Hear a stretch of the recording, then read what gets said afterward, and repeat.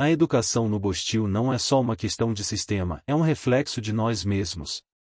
Você já parou para pensar que, por trás de cada nota baixa, há uma história? Uma história de desinteresse, de falta de motivação, de uma cultura que prefere o fácil ao desafiador. E é aí que entra o bostileiro. Sim, nós, que muitas vezes aceitamos o medíocre como suficiente. Imagine-se numa sala de aula, cercado por alunos que olham para o celular em vez de ouvir o professor. O que isso diz sobre nós? Sobre o que valorizamos? Cada vez que ignoramos a educação, estamos, na verdade, ignorando nosso futuro. É um ciclo vicioso, o desinteresse gera mais desinteresse, e a falta de iniciativa se torna a norma. E aqui está a grande questão: estamos prontos para mudar isso? Ou vamos continuar apontando dedos e esperando que alguém resolva por nós? O que realmente nos impede de buscar conhecimento? Vamos desvendar essas camadas, um passo de cada vez, e descobrir como podemos inverter essa situação. A resposta pode ser mais simples do que você imagina, mas a mudança começa dentro de nós. Desigualdade social e acesso à educação. Quando olho ao meu redor, não consigo deixar de notar como a educação é um privilégio para poucos no Brasil. A disparidade no acesso à educação de qualidade é um tema que me inquieta, especialmente quando percebo que, em muitos casos, o futuro de uma criança está atrelado à classe social em que nasceu.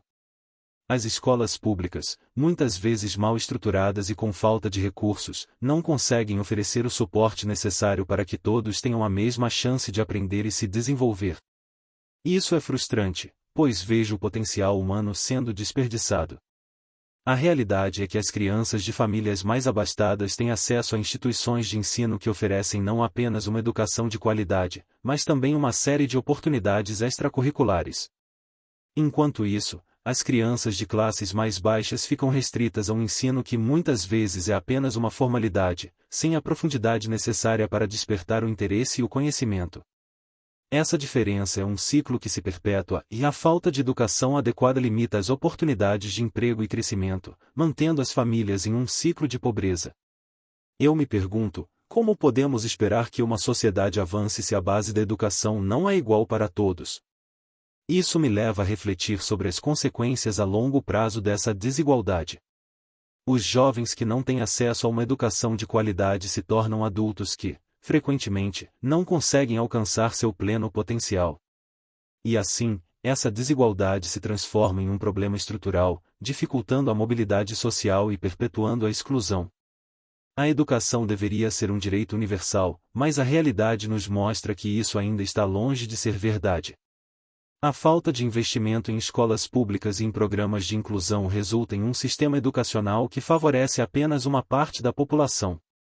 Isso me faz pensar sobre o papel do Estado e da sociedade em garantir que todos tenham acesso à educação de qualidade, independentemente de sua origem. E não é só isso, essa desigualdade no acesso à educação impacta o desenvolvimento social e econômico do país. Um povo bem educado é a base para uma sociedade mais justa e equitativa. Quando uma parte da população é deixada para trás, todos nós perdemos. Portanto, é urgente que busquemos soluções que garantam uma educação de qualidade para todos, pois só assim poderemos romper com esses ciclos de pobreza que parecem intermináveis. Formação e valorização dos educadores. Quando penso na qualidade da educação, logo me vem à mente a figura do professor. E, sinceramente, não dá para entender como podemos exigir tanto deles sem oferecer o apoio e a valorização que merecem. A formação contínua dos educadores é essencial, mas frequentemente negligenciada. Muitos professores se sentem desmotivados, lidando com turmas superlotadas e recursos escassos, o que torna sua tarefa ainda mais desafiadora. É um paradoxo, e esperamos que eles inspirem os alunos, mas não proporcionamos as ferramentas necessárias para isso. A falta de valorização dos educadores é um problema que se reflete na sala de aula. Quando um professor não se sente reconhecido, isso afeta diretamente sua performance e, consequentemente, a aprendizagem dos alunos. É desanimador ver que muitos dos meus professores dedicaram suas vidas a essa profissão, mas ainda lutam para receber um salário digno. Imagine você, trabalhando com paixão e não sendo valorizado por isso. É uma situação que não pode continuar. Além disso, muitos educadores buscam formação continuada por conta própria, gastando tempo e recursos que poderiam ser direcionados a outras áreas de suas vidas. Isso mostra a dedicação que eles têm, mas também revela a carência de um sistema que deveria apoiar seu desenvolvimento. Precisamos entender que um professor bem formado e valorizado é um investimento no futuro dos nossos filhos. É triste ver que a desmotivação se espalha entre os educadores, criando um ciclo vicioso onde a falta de recursos e apoio gera um ensino menos eficaz. Isso não afeta apenas os professores, mas também os alunos, que merecem receber o melhor de seus educadores. Portanto, é preciso repensar como tratamos nossos docentes e como podemos oferecer um ambiente mais propício para o seu desenvolvimento. Se quisermos um futuro melhor, é essencial que a valorização e a formação dos educadores se tornem uma prioridade. Isso não é apenas uma questão de justiça, mas uma necessidade para a construção de uma educação de qualidade que beneficie toda a sociedade. Afinal, educar é uma tarefa coletiva, e todos nós devemos estar envolvidos nesse processo. Currículo e metodologias de ensino. Quando olho para o currículo das escolas brasileiras, sinto que, muitas vezes, ele parece um tanto desconectado da realidade que os alunos vivem. A educação precisa ser mais contextualizada e crítica, preparando os estudantes para os desafios do século XXI. Não podemos nos dar ao luxo de manter um modelo tradicional que não reflete as necessidades e os anseios da sociedade atual. A aprendizagem deve ser significativa, e isso passa por uma reformulação do que ensinamos e como ensinamos. As metodologias de ensino também são um ponto crucial. Muitas vezes, vejo professores presos a um sistema que valoriza a memorização em detrimento do pensamento crítico e da criatividade. Isso é frustrante, pois, em um mundo em constante mudança, precisamos de jovens que saibam questionar, inovar e se adaptar. Precisamos de abordagens que incentivem a participação ativa dos alunos, em vez de apenas transmitir informações de forma unilateral. Além disso, a falta de recursos e formação adequada para os professores dificulta a implementação de metodologias mais dinâmicas e interativas. É necessário que as escolas recebam apoio para adotar práticas que estimulem o aprendizado colaborativo, o uso de tecnologias e a conexão com o mundo real. Afinal, os alunos de hoje são os cidadãos do amanhã, e precisamos prepará-los para que sejam proativos e conscientes. Outro aspecto importante é a inclusão de temas que façam parte do cotidiano dos alunos. Questões como sustentabilidade, diversidade e cidadania precisam ser abordadas de forma integrada ao currículo, contribuindo para a formação de indivíduos mais críticos e engajados. É um desafio que deve ser encarado com seriedade, pois a educação deve ser um reflexo da sociedade em que estamos inseridos. Por fim, a construção de um currículo mais relevante e metodologias de ensino que estimulem o pensamento crítico não é apenas uma responsabilidade das escolas, mas de toda a sociedade. Precisamos nos unir para garantir que nossas crianças e jovens recebam uma educação que os prepare para o futuro, e isso só será possível se todos nós estivermos dispostos a repensar e agir em prol de uma educação mais justa e eficaz. Formação e valorização dos educadores. Quando penso na educação no Brasil, não consigo deixar de lembrar da figura do professor. A formação e a valorização desses profissionais são essenciais para garantir um ensino de qualidade. Afinal, são eles que estão na linha de frente, moldando o futuro das nossas crianças e jovens. A falta de formação contínua, que deveria ser um direito inalienável do educador, muitas vezes faz com que esses profissionais se sintam desmotivados e despreparados para enfrentar os desafios diários em sala de aula. É um ciclo vicioso, e sem capacitação, a qualidade do ensino cai, e isso impacta diretamente os alunos. Além disso, o reconhecimento do trabalho dos professores é fundamental. Infelizmente, muitos deles recebem salários baixos e enfrentam condições de trabalho precárias. Isso não só desestimula os educadores, mas também afeta a aprendizagem dos alunos. Quando um professor se sente valorizado, ele tende a se dedicar mais e trazer inovação para suas aulas. A valorização vai além do financeiro, envolve respeito, estrutura e condições adequadas para trabalhar. É preciso que a sociedade e o governo entendam que investir na valorização do educador é investir no futuro do país. Outro ponto crucial é a necessidade de um espaço para a troca de experiências entre os educadores. Muitas vezes, eles estão isolados em suas salas de aula, sem acesso a novas metodologias ou ao compartilhamento de boas práticas. Programas de formação continuada e encontros regulares poderiam estimular essa troca e trazer novas ideias para o cotidiano escolar. Um professor que se sente parte de uma comunidade de aprendizagem é um professor que se sente motivado e engajado. A falta de recursos também é um fator que pesa muito na vida dos educadores. Muitas escolas não têm o básico para funcionar adequadamente, e isso acaba refletindo no trabalho do professor. Imagine ter que lidar com salas superlotadas, falta de material didático e uma infraestrutura precária. Isso não só desanima o educador, mas também prejudica o aprendizado dos alunos. Portanto, é vital que haja um investimento maior em infraestrutura e recursos para que os professores possam desempenhar seu papel de forma eficaz. Por fim, é importante lembrar que a formação e valorização dos educadores não são apenas uma responsabilidade do governo, mas de toda a sociedade.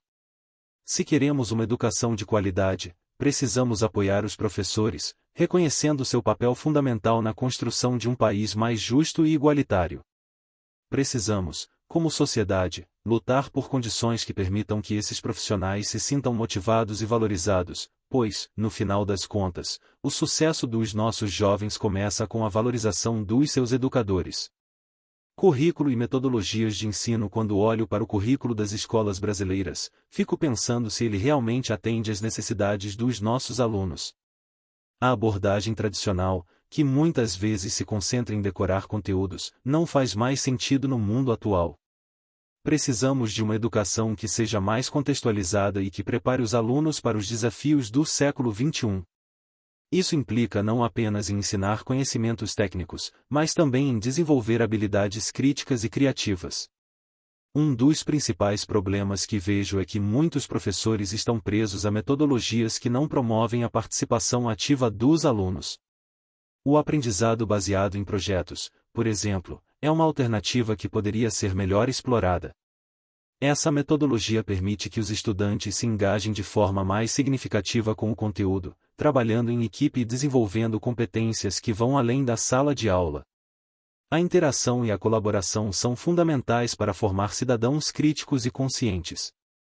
Outro aspecto que merece destaque é a necessidade de uma educação mais inclusiva. O currículo deve contemplar a diversidade cultural e social do nosso país, permitindo que todos os alunos se vejam representados no que aprendem. Isso não apenas enriquece a experiência de aprendizagem, mas também promove o respeito e a empatia entre os estudantes. Quando os alunos se sentem parte do processo educativo, a motivação para aprender aumenta consideravelmente. Além disso, é imprescindível que as metodologias adotadas nas escolas considerem o uso da tecnologia. O mundo está em constante evolução, e a educação não pode ficar para trás. Incorporar ferramentas digitais nas aulas pode tornar o aprendizado mais dinâmico e interativo. No entanto, isso deve ser feito de forma consciente e planejada, garantindo que todos os alunos tenham acesso às tecnologias e saibam utilizá-las de maneira crítica e reflexiva. Por último, a formação dos educadores deve acompanhar essa mudança de paradigma. Professores precisam ser capacitados para adotar novas metodologias e trabalhar com currículos mais flexíveis e adaptáveis. Se quisermos que nossos alunos se tornem protagonistas do seu aprendizado, precisamos, antes de tudo, capacitar aqueles que estão à frente da sala de aula. A educação precisa ser um espaço de inovação e transformação, e isso começa com a revisão do que ensinamos e como ensinamos. Currículo e metodologias de ensino. Quando olho para o currículo das escolas brasileiras, percebo que há uma necessidade urgente de reavaliação. As abordagens tradicionais muitas vezes não conversam com a realidade dos alunos. É como se estivéssemos tentando ensinar a pescar, mas sem levar em conta que muitos deles nunca viram um lago na vida.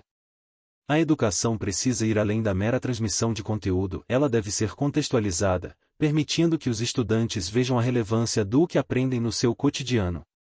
Isso não só torna o aprendizado mais atraente, mas também permite que os alunos desenvolvam habilidades críticas essenciais para o século XXI. Outro ponto que me chama a atenção é a metodologia de ensino.